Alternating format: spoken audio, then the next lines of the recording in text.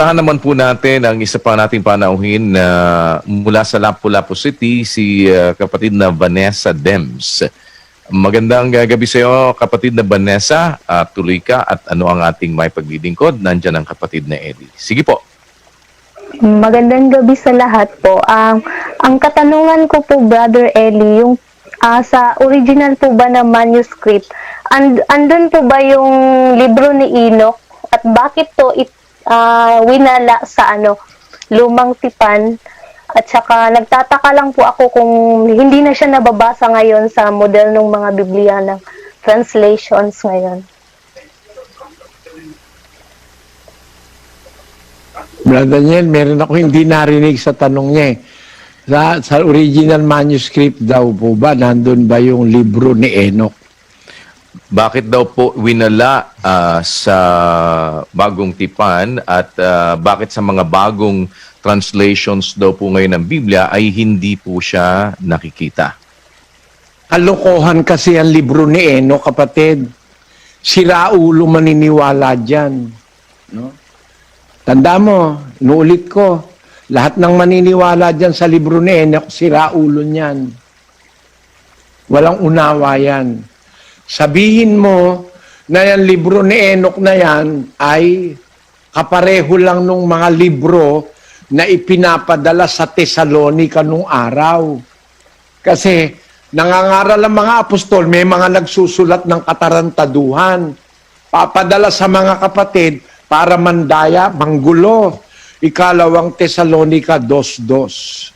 Upang huwag kayong madaling makilos sa inyong pag-iisip at huwag din naman kayong mabagabag maging sa pamamagitan man ng Espiritu o sa pamamagitan ng salita o sa pamamagitan ng sulat na waring mula sa amin.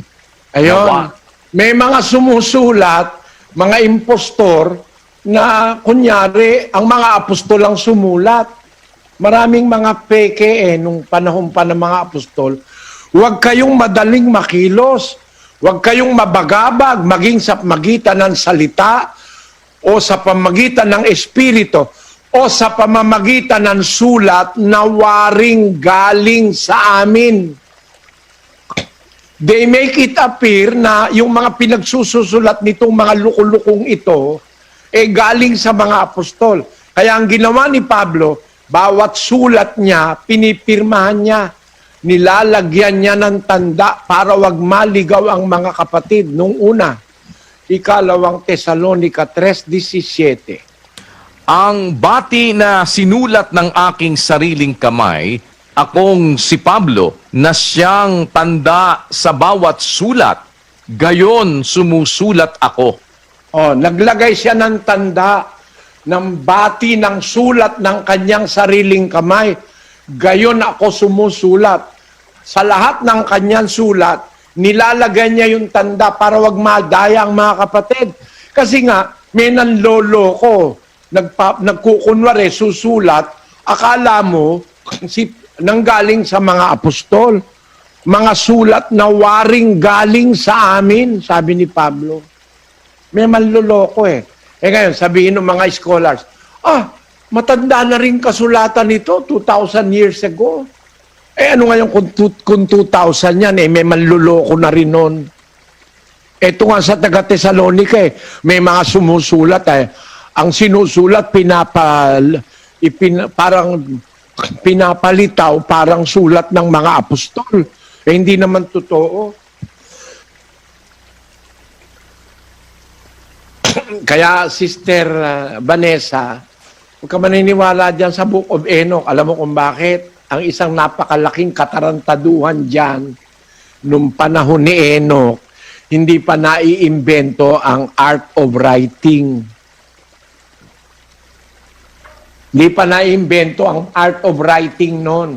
Alam mo ba kung ano ibig ko sabihin? Basahin natin si Judas. Si Judas Tadeo, yung mabait na Judas. Sabi niya sa 1:14 ng Judas, pakinggan mo At ang mga ito naman ang hinulaan ni Enoch na ikapito sa bilang mula kay Adam, na nagsabi, narito dumating ang Panginoon na kasama ang kanyang mga laksa-laksang banal upang isagawa ang paghuhukom sa lahat at upang sumbatan ang lahat ng masasama sa lahat ng kanilang mga gawang masasama na kanilang ginawang may kasamaan at sa lahat ng mga bagay na mabibigat na sinalita laban sa kanya ng mga makasalanang masasama. Kita mo? Si Judas, alam niya may hula si Enoch. Pero hula, hindi libro. Kasi, basahin ko uli kapatid na Vanessa. Sundan mo ko Ang mga ito naman ang hinulaan ni Enoch na ikapito ang bilang mula kay Adan. O, alam mo kung sino yung Enoch na yan, na propeta. Ikapito ang bilang niyan mula kay Adan. O, basahin natin ang genealogy ng mga taong nanggaling kay Adan. Kung talagang ang ikapito yan. Basahin natin kay Lucas sa Kronika na, mas maganda. Basahin natin. Uno-uno ng Kronika. Si Adam, si Seth, si Enos, si Kainan, si Mahalil. Wala pang art of writing. Ang kauna-unahang aklat ng Biblia isinulat more or less 16,000 BC. No? Yan. Ang Genesis, ang unang aklat sa Biblia, sinulat 1513 BC o 1600 BC. More or less, ayan, ang sabi ng mga scholars. The first written book of the Bible was written in 1513 BC. Paano mangyayari ngayon na si Moises itong unang sumulat, napakalayo ni Moises kay Enoch. Kung titingnan mo, kaapu-apuhan na ni Moises si Enoch. Ni Enoch si Moises, napakalayo. Pampito pa lang si Enoch Wala pa nun yung art of writing. No? No? Hindi pa naiimbento ng tao nun. Ang katunayan, sa Egypt, yung Egyptologists na yun sinusuri ng mga Egyptologists, yung kanilang art of writing, wala pa silang alphabet. Para bang yung Phoenician na ang kanilang way of writing, mga symbols, wala pa silang letters, wala pang alphabet. Para maunawaan mo, mag-aaral ka ng mga symbols nila. Yan ang kanilang art of writing. One of the oldest known sa mundo, pati yung Semitic, Pero definitely, nung panahon ni Enoch, wala pang art of writing. Paano nangyaring nakasulat si Enoch? Kung meron mang nagsulat, nagpapakunwari lang na si Enoch yun. Ang katunayan, puro kagaguhan ng sinasabi. Ilagay mo yung mga nakasulat sa Book of Enoch, kapatid na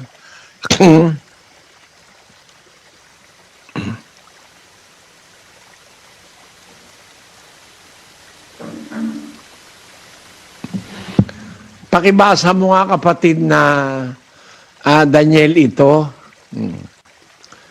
Book of Enoch. Fallen angels had physical intimacy with earthly women that produce offspring. 7:12 of the book of Enoch, whose stature was each 300 cubit. Imagine, yun daw mga anghel, nagkaroon ng pag-aasawa sa mga tao, na yun daw yung mga fallen angels, na ang taas ay 300 cubits. Yung 300 cubits, 450 feet yun. 450 feet. Ang pinakamataas na tao o higante na nabuhay sa mundo, mayroong fossils na naiwan, ang pinakamataas nasa 9 na pie. 9 up to 12 feet. Yun ang natatandaan ko sa science, sa mga anthropologists o sa mga tawag din, yung mga naguhukay ng mga fossil records, archaeologists. Wala, hindi totoo yung Book of Enoch na yun daw mga anghel nag-asawa sa mga tao, ang taas 450 feet. Mataas pa yata sa Empire State yan. Paano ka mag-aasawa sa babae nun? Katarantaduhan yung Book of Enoch na yan. Tapon mo pa sa basurahan yung gago na yan. May gumawang gago niyan. Ang maniwala dyan, gago rin.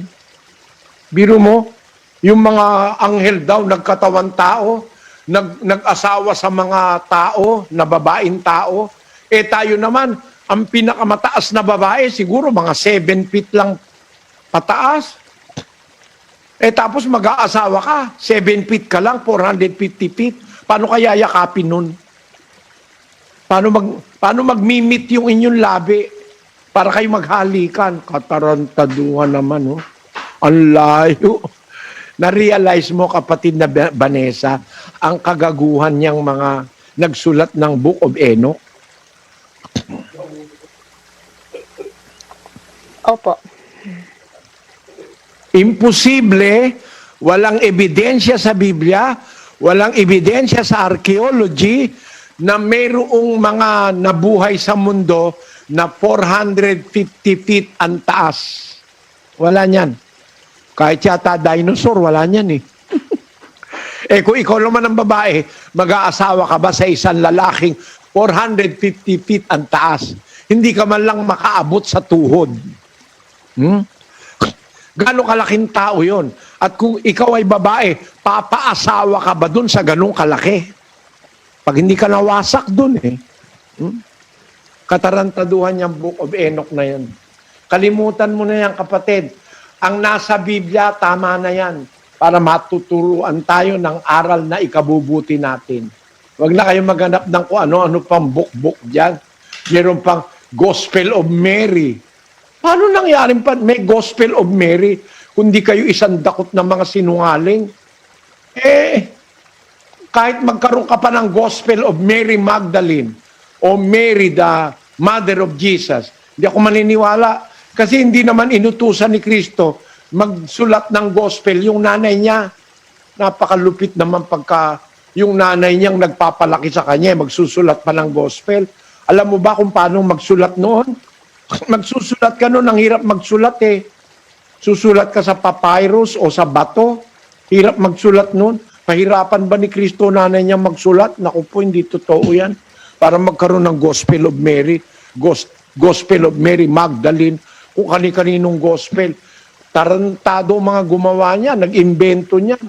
Kahit na yan eh, halimbawa, naisulat sa panahon pa ng mga apostol, manluloko gumawa niyan. Hindi totoo yan.